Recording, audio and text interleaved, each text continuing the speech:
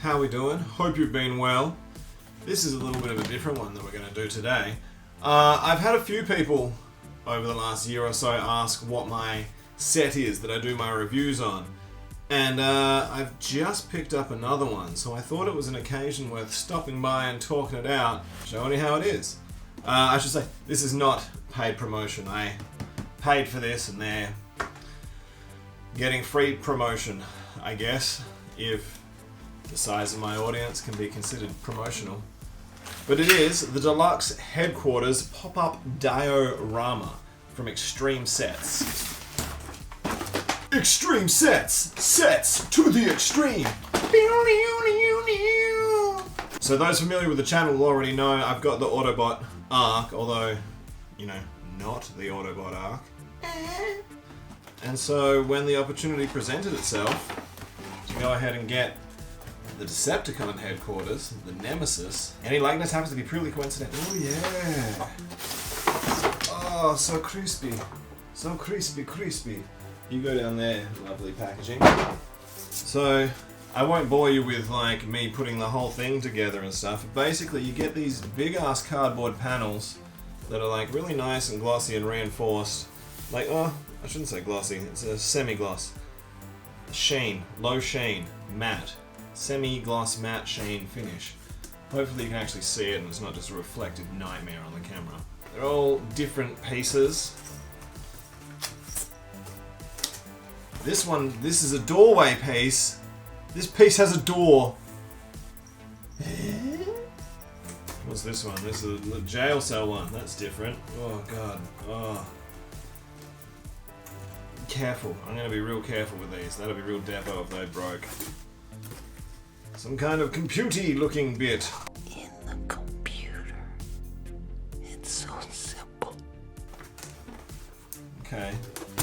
This is confusing me. This one. This has like the appendages to become like an actual box. Why am I showing it to that side? Like some kind of actual box. I don't understand that yet.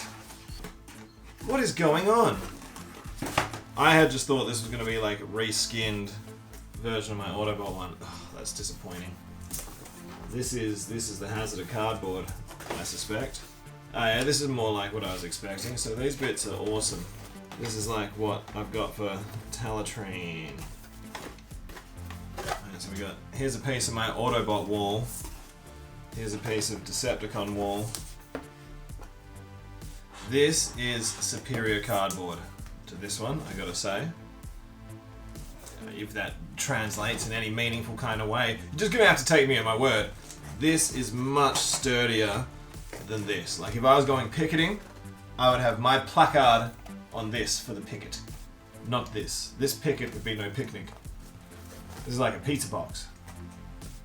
This has some staying power. But they're from the same peeps, so make of that what you will. I swear this was more expensive too. I don't know, we'll see. We'll go ahead and get it together and then let's go exploring, shall we? So this is it with that setup straight out the box, the way it sort of tells you to. Already with a couple of slight customizations. I decided to put the jail cell at the back and have the door, the normal door, go through to the other room. You get two of these awesome computer terminals. It is pretty obvious where they want you to put them. The door pieces are only single-sided. So, whilst it's really cool to look through into this room, from the other side, a little less so. All kinds of awesome dates to pull out of there. Alright, so I've gone and rejiggered it again. This sort of setup is what I'll probably use for most reviews, because it's, you know, more condensed, leaves me more bench space. I don't have to worry about maybe panning around and catching some of the room and ruining that illusion that you're not on Cybertron. Right? I want you to feel like you're on Cybertron.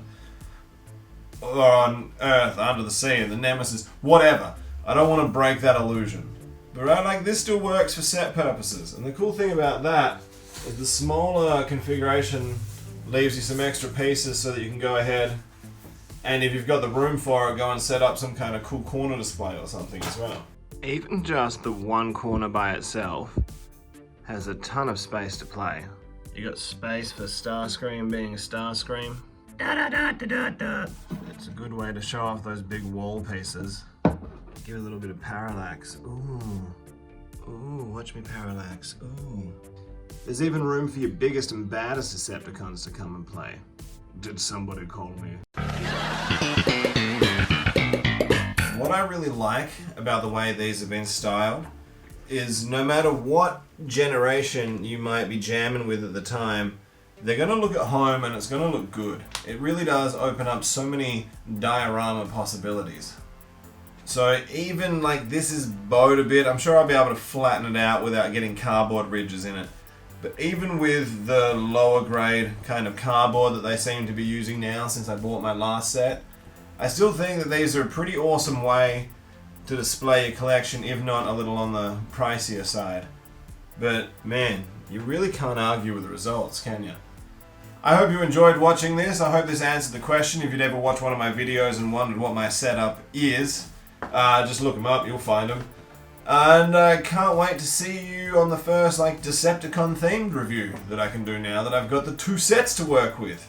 Hey, production value. If that is something you would like to see, please go ahead and like and subscribe and do the clickety-clack and all that to get on board because, you know, the more people watch, the more inclined I am to do it. So if you like it, click it. See ya.